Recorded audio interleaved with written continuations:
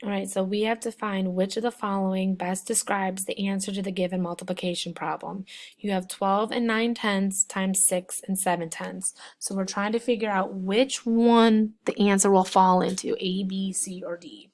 So remember, our first step when we are multiplying decimal points is we write the problems as if there's no decimal points. So I sit here and I write a 1, a 2,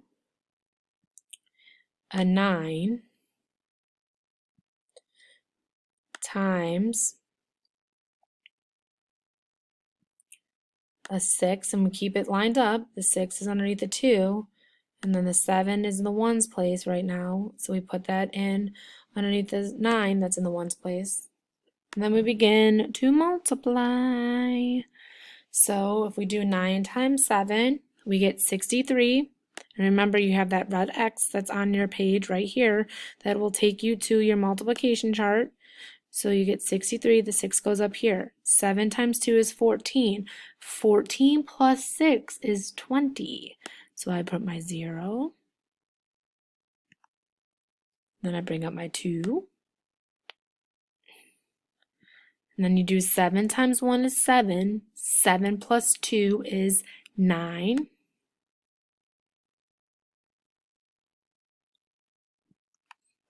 Okay, so since I'm done with my 7, but I have another number in the tens place value, I need to cross off my 1s so I can go to my tens.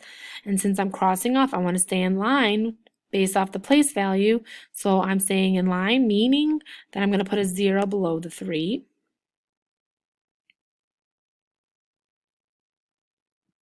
And then I do 6 times 9. 6 times 9 is 54. So I put my 4.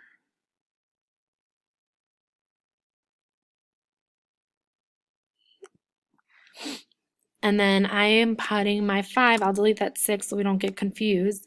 Normally you would cross it out on your piece of paper, so I'm going to put a 5. 6 times 2 is 12. 12 plus 5 is 17. So I put my 7. And then I'm going to delete that 2 just so we can stay organized. Normally you would cross it out. And you put your 1. 6 times 1 is 7. 7 plus, oh my goodness, 6 times 1 is 6. 6 plus that 1 is 7. Woo. And then I will draw my line because I'm done with my 6. And I'm going to begin by adding those up. So I have 3 plus 0 is 3. 4 plus 0 is 4. 9 plus 7 is 16.